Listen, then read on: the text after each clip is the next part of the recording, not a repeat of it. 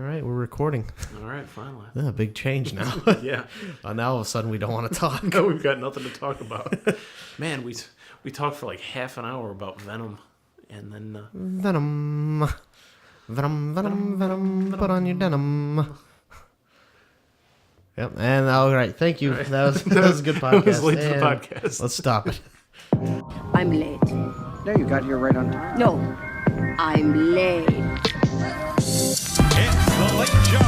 Sorry I'm late. It's just like this new schedule's totally confusing. You're too late. A wizard is never late. Can I help you? Yeah, I want to see the show. But not to come late. You're late, man. Always late, huh? The hour grows late. You're late. I'm not paying attention. But is he already too late to save his friends?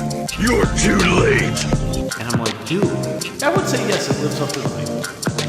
What little hype I had for it was pretty damn good.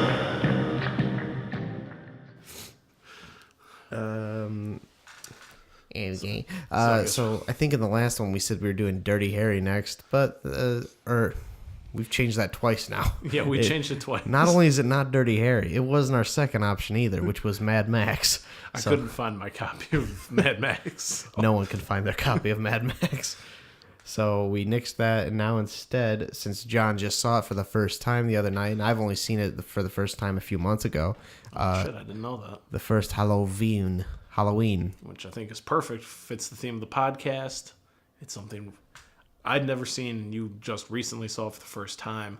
As someone who had just seen it, your impression's a little more fresh. What'd you think of Halloween? Personally. That's what this part is, the personal impression. Yes, this is the subjective part of the podcast. I enjoyed it. It was not scary at all. Not even like remotely. Now I know why you enjoyed it. Well, I mean that too. But it was kind of a little bit boring. It was an hour and a half movie, and it took an hour before Michael Myers started fucking killing anybody, really, except his girlfriend, or not his fucking girlfriend, his sister at the beginning of the movie. Yeah. Take two. Since he killed his sister at the beginning of the movie. Even that part took a long time. I mean, yeah. If you're the epitome of evil, you're just going to like kind of walk around the... First of all, how to get outside of the house? Why wasn't someone watching that? Sisters it was upstairs. Halloween. It was trick-or-treating. Yeah, well, his sister shouldn't have just been brushing her hair upstairs. She deserved to get stabbed. And also, he was young. He shouldn't have been out trick-or-treating by himself either. That's true. Which is, speaking of, I didn't realize Michael Myers was supposed to be 21 in this movie. Because he was 6 years old when he killed his sister, and then it was 15 years later. Oh, yeah, that makes sense. I didn't realize he was supposed to be that young. I don't know why I was expecting somebody, like, just there was no age stamp, really, is kind of what I was expecting from Michael Myers. Mm.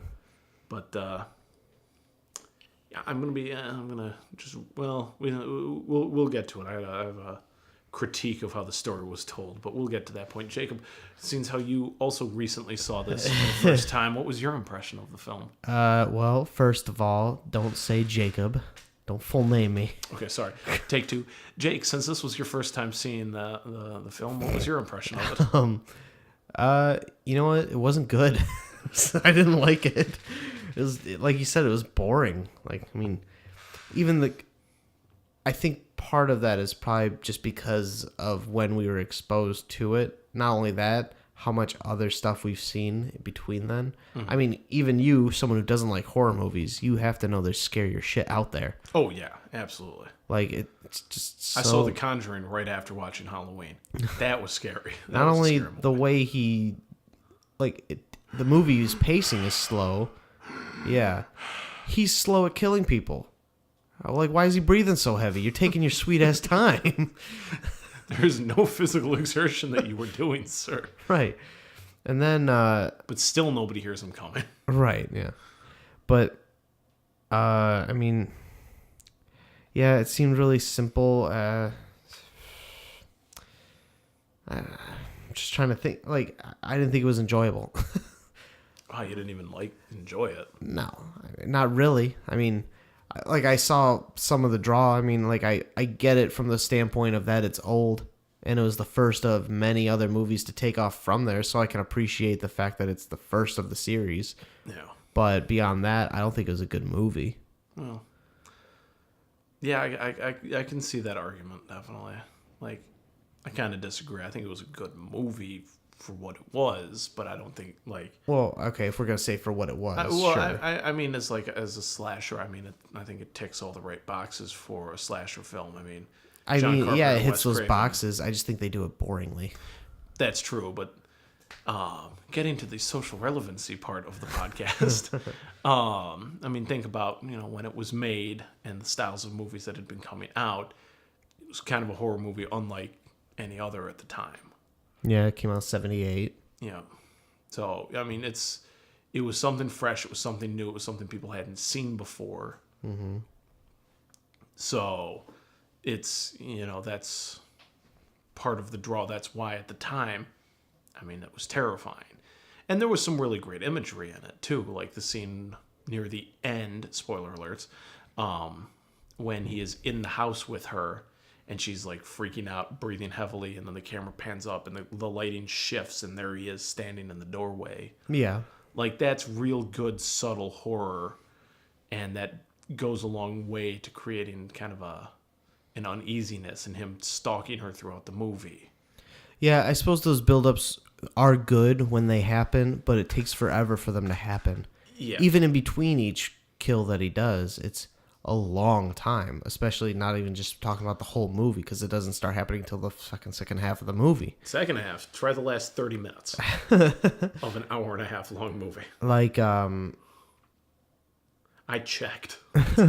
yeah, I would agree with you. Like, it's probably one of the, first slashers like this, and it probably spawned, a lot of, I wouldn't say imitators, but a lot of movies similar, like Friday the 13th and stuff like that. I wouldn't call Freddy in that area. He's not the same thing. No, Freddy's a very different kind of slasher. I think what they did a good job at, like, building up that tension, but then they don't know how to end it, so they kind of like try to make you think like it's over, and then they ramp it back up again, and they do that 3 times also towards the end of the movie. Call this the Return to the King ending. Except we didn't even get a fancy fade to black. Yeah.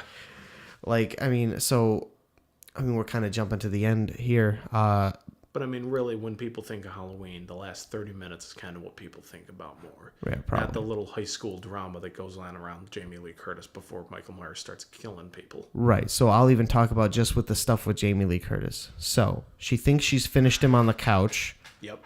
She hasn't. She thinks she finishes him at the closet. She hadn't. And each time it ends the same way. She just takes a deep breath. And then kind of looks off into the distance. And sure enough, he sits up like the Undertaker and then steps up behind her again. And then Dr. Loomis. Lupin. That's Harry Potter. Dr. Loomis. The movie would have been very different if Professor Lupin wasn't there. That's a boggart, Harry. Don't worry. It's what you fear most. No, so Loomis comes in, shoots him. He falls out the window. And then they're like, all right, we definitely got him this time. Which, yeah, it's a trope in all movies. But if they started it, then fuck them because it's dumb. And then they finally take that big deep breath. We got him. And then sure enough, they look out the window and he's gone. It's like, why didn't he go back into the house to try and kill him again? Like, because he's like, these people keep stopping me. I'm gonna go regroup for a minute. I gotta dig this bullet out. Yeah. Or all 6 of the bullets out. And I'd like to point out, Loomis was kind of a dick throughout the whole movie. Yeah, he is. He is in the other ones also. He's like weirdly like that, especially when there's one with the kid. He's like screaming at her and shaking her and stuff. It's weird. I was thinking just the bit where the kids were like going up to the Myers house and he's like in the bushes, like shouting at the children to scare them away. And he like laughs to himself about it. He's kind of proud about doing that. Yeah, no wonder Michael never responded to your therapy, asshole. Yeah. You wonder why he became this soulless, evil piece of shit. Yeah. It's because you're just screaming at him. Why'd you kill your sister, Michael? Which brings me to the story plot point I wanted to talk about earlier. I think they should have just cut the whole bit with him killing his sister. I think they should have just started with Loomis and the nurse going to pick up Michael to get him transferred because, they're like, oh, he's going back to finish his killing spree. He killed one person when he was 6 and stopped immediately. Right, because he was taken into custody immediately. That's not a spree, A, and B, if he had other targets to go for, they weren't Jamie Lee Curtis and her shitty friends. Right. So I think it would have been better if it opened with he's going back to commit another spree or something. And then it'd be like, that would have made more sense to me. It's like, what happened in that movie was not a continuation of 15 years previous. And also, what I think is weird about all of these movies, so they're called Halloween. Yes. Halloween happens every year. Yeah. He does not try to break out every year. What's up with the infrequency of when he decides, like, I'm going to get him this year? It's like, I mean, what? Spins a wheel. So you said he was 21, right? Yeah. He killed someone when he was 6, been in there for 15 years. 21. He's like, I'm coming back. I'm going to get him. Why 21? Well, I mean, the 15-year mark is a nice even number. That at least makes sense. I mean, I guess, but I mean, it's not 15 years in between each movie, though, either. It's not even 5 years. That's fair. Well, he's out now. Not yet. The movie hasn't come out yet. Yeah. Well, I mean, he's not out until we're sitting in the theater and we watch him get out. That's a good point. I mean, shit, it's been 40 years since the original Halloween, so that makes, since he was 6, another 15 years. So it's been 55 years since he was 6. So he's 61 in this new movie. I guess. Coming out. But he's got to be like 80 years old. Well, I mean, no, I'm saying, in real life, I mean. Yeah, but the Michael Myers killer is 61, and he's still ambling around like it ain't nothing. He's got a knife taped to his walker. Let me tell you, visual comedy works so well across a non-visual medium. For those at home, I was imitating holding a walker and then stabbing somebody with it. And then also, when he gets out at the beginning of the movie, yes, there's all sorts of crazy people all over the lawn, but they're only concerned about Michael. Yes. Yeah, got a lot of people to take care of. He is the one that's pure evil. And also, he's never talked once. Like, how's that counseling ever worked where Loomis would think he's returning to his house and now he's going after his sister? And like, where does he think this plot's coming from? He's never told him. Well, he never said anything to him. Well, actually, I think it really makes sense for the Loomis character because he's wrong literally until he finds the car. He's wrong up until that moment.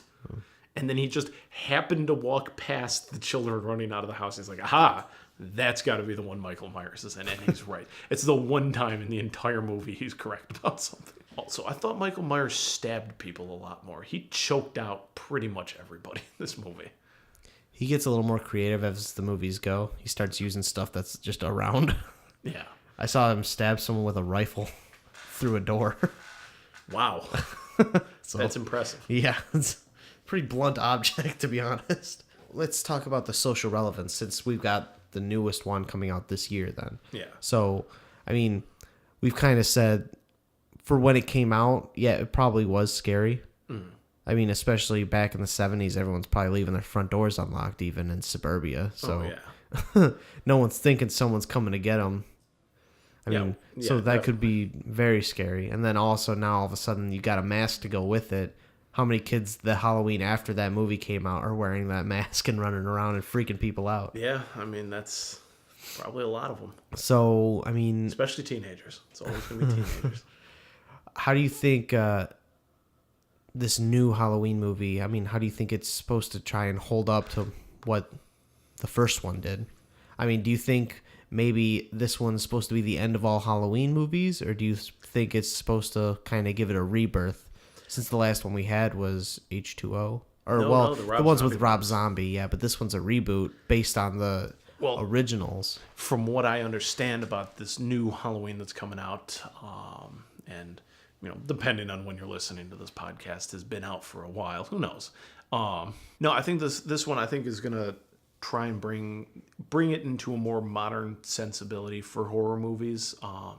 I mean, initial reviews for it have been pretty good, that it's pretty scary. And so, I mean, you got to kind of grow with your audience. I mean, a lot of the original Halloween was in broad daylight up until all the shit starts hitting the fan. And it might be the same here, but I think we're going to see kind of like a mix of old school original Halloween kind of feel to the movie, and that as well as maybe some influence from the Rob Zombie movies, because some of the aesthetic has kind of a Rob Zombie aesthetic too.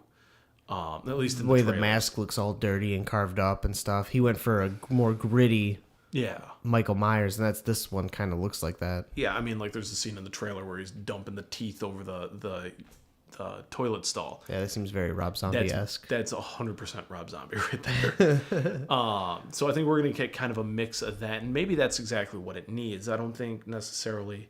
I think not a ton of gore, but I'm imagining some gore. I think would go kind of a long way for this sort of a movie, and just I think a very deliberate, slower pacing. This kind of constant feeling of being slowly followed by the boogeyman. Mm-hmm. I mean, it helped again from what I understand too. This one is supposed to be the official sequel to Halloween. Basically, it's like all the other shit doesn't. Probably. I mean, are they even sequeling to Halloween too? Well, because they say the whole thing where it's like Laurie Strode was his sister, and they mention that, and they're like, "Nah, that's not true." So I think they're retconning out everything about every other Halloween, and it's like you get Halloween. And then Halloween, and those are the two movies in the series that count. And that works for me because a lot of them weren't great, including the one that she was even Laurie Strode in back in H2O. Yeah, so that one was not great. How about you? What are your thoughts on the upcoming Halloween movie and the impact and importance of the original? Well, Halloween. So I mean. The first one obviously has an impact mostly just for the trend it started. And then they've taken it very far. Like, I mean, even with some of how ridiculous some of the other Halloweens got.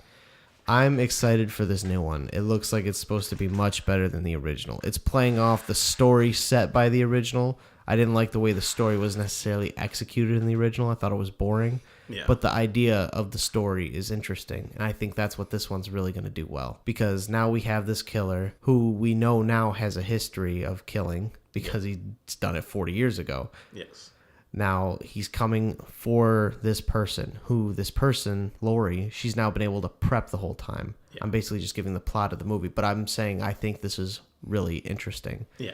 And I think it's going to be executed well mostly just because I really like Danny McBride and David Gordon Green's writing style. Yeah. Well, and I think too what's going to help is it's going to give Michael motive. Yeah. Like he's obsessed with Laurie Strode in the first one because she just happened by his house when he saw her. Was like the reason he's like, I need to kill her. Mm-hmm. Was his whole motivation. Now it's like she's the one who got away. Right. Now there's like impact behind him needing to kill her, and it makes sense. Mm-hmm. I would agree. And then I'm wondering how her family is necessarily going to play into it too. Does he want to kill her whole family, or are they just getting in his way? Does Laurie assume he wants to kill her family? Because I mean, there's that stuff in the trailer where she's talking to her family about how they need to be prepped and stuff. She basically becomes Sarah Connor in Terminator 2. Yeah. Yeah, true. Yeah, definitely a lot. Except she's not in the asylum yet. Yes. All right, so let's not necessarily touch on social relevance anymore. Let's just talk about who would like this movie. I mean, fans of slashers. I mean, or really, if you're the purist, has to watch all the classic films, you got to watch Halloween. I think that's a classic slasher, classic horror film. Again, does not necessarily make it good, right? Yeah. But it's a classic for a reason. And there is some quality to it there. It's almost a little Hitchcockian in a way, where it's like not gory and stuff, and it's like not like crazy scary. I think the idea of it is supposed to be scarier than what it really is. Yes, absolutely. I mean, basically, you're supposed to walk out of it just like with any good horror movie. I think is you're not supposed to think the exact context. You're supposed to, like, when you walk to your car, when you have it parked on the street, you're looking both ways, because is there like somebody stalking me? Like that's the fear it wants to instill in you. Not specifically that Michael Myers is going to come get you, right? But that the boogeyman's out there, kind of thing. And this guy's been stabbed, he's been shot, nothing kills him, so Don't try and pull a gun on whoever's stalking you either. Yeah, so I don't understand Laurie Strode's plan in the new movie. She's seen gunfire not work on Michael Myers. Yeah, but he's always wearing that suit. Who knows what he's got on under the jumpsuit? That's a fair point. And now he's 61. He might take a bullet and not get back up. Just dead. Wow, that was easy. 20 minutes into the movie, she shoots him once. He goes down and does not get back up. I mean, in the trailer, we see him get shot in the head, basically. Do it? Shot through the window, yeah. No, it looks like it hits him in the head. No, because then what you're supposed to see is that was a mirror reflection of Michael Myers that she was really? looking at. Yeah, because she shoots and he's gone. Oh, I thought it looked like cracked, like he went backwards or something. No, you like that was a mirror reflecting him, and he's somewhere else, or he's somewhere else in the room and knows to not stand in the fucking window. Got him.